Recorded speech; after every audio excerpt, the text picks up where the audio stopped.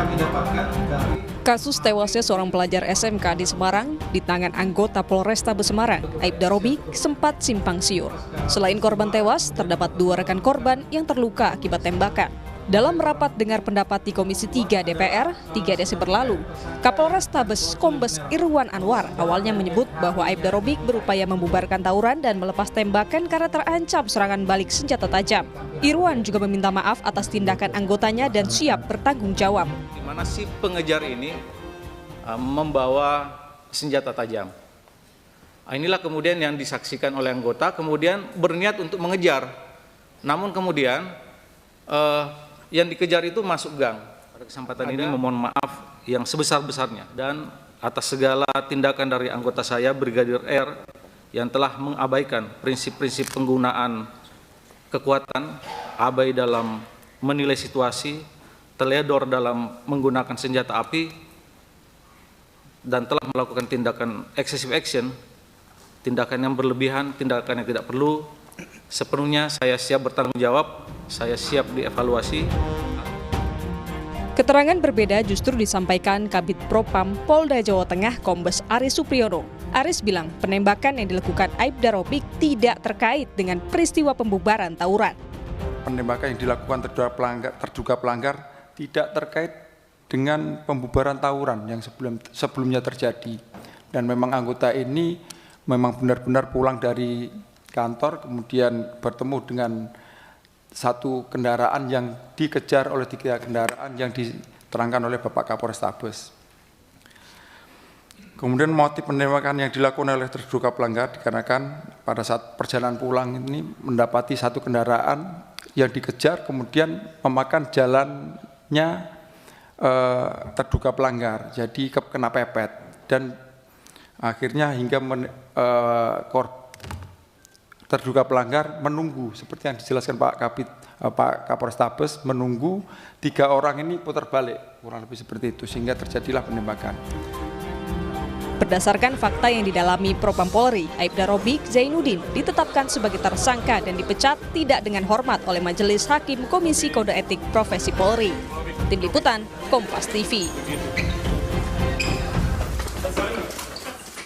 Kita bahas bersama pengamat kepolisian dari Institute for Security and Strategic Studies, ISES, Pak Bambang Rukminto. Pak Bambang, kalau kita melihat kasus ini, selamat sore Pak Bambang. Selamat sore. Ya, kalau kita melihat kasus ini, apakah sudah cukup jika memang betul Kapolrestabes dimutasi karena penyelesaian kasus ini yang diawali sebelumnya itu bisa menyelesaikan tanggung jawab yang menjadi tanggung jawabnya? Ya, mutasi, promosi, tour area, tour of duty itu adalah hal yang lumrah di tubuh organisasi sebesar Polri ya.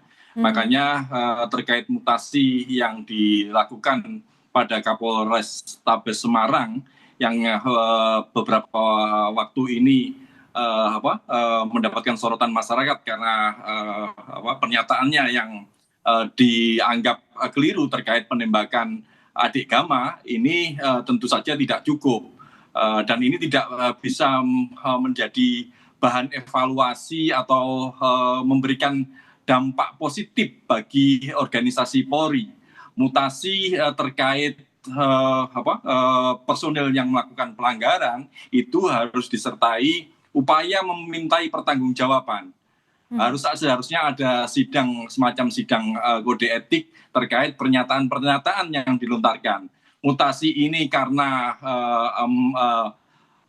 Kapolrestabes bermasalah atau hanya sekedar mutasi biasa, tour area, tour of duty seperti biasanya. Itu yang juga harus dijelaskan oleh Mabes Polri agar ke depan ini tidak terulang-terulang lagi dan bisa menjadi pelajaran bagi para pejabat Kasatwil maupun Kasatop di organisasi kepolisian ke depan seperti itu. Untuk kasus penembakan pelajar di Semarang ini yang dibutuhkan masyarakat tidak hanya untuk mengevaluasi Polri yang menangani, tapi bagaimana pengusutannya? Apakah dengan dimutasikannya Kapolrestabes Semarang ini cukup membantu ataupun mengungkap ataupun mengganti pertanggungjawaban yang seharusnya diemban oleh Kapolrestabes Semarang? Iya, seringkali saya melihat ini malah menjauh ya, bahkan dalam tanda kutip mengamankan personil yang diduga melakukan pelanggaran. Iya. Kalau kita melihat sebelumnya kasus tragedi Kanjuruhan misalnya, Kapolres Malang tiba-tiba dimutasi, atau Kapolda Jawa Timur yang kemudian dicopot dan dimutasi tanpa ada upaya pertanggungjawaban dari masing-masing personil, masing-masing Kapolres atau Kapolda, ini tidak memberikan efek jera dan tidak memberikan nilai tambah bagi organisasi kepolisian sendiri gitu.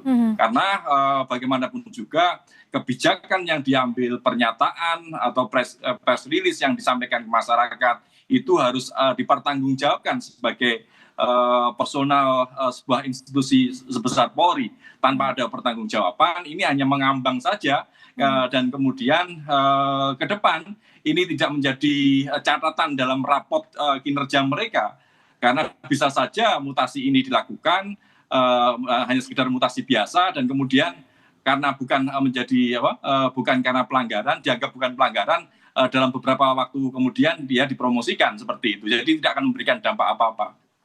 Kalau Anda sebagai pengamat kepolisian melihatnya mutasi Kapolrestabes Semarang ke lokasi yang baru ini merupakan promosi atau dampak dari imbas penanganan kasus di Semarang?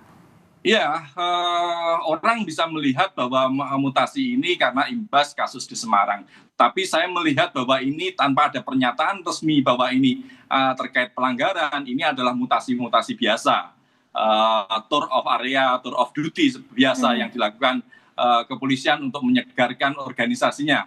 Ke depan dalam waktu dekat, karena ini bukan dianggap pelanggaran, personil ini Kapolrestabes bisa saja dipromosikan sama seperti personil-personil yang lainnya yang mendapatkan sorotan masyarakat terkait dengan pelanggaran seperti itu. Dan ini tentu akan mengecewakan personil lainnya, personil kepolisian yang lainnya yang masih memiliki integritas, masih menjaga marwahnya sebagai aparat penegak hukum seperti itu.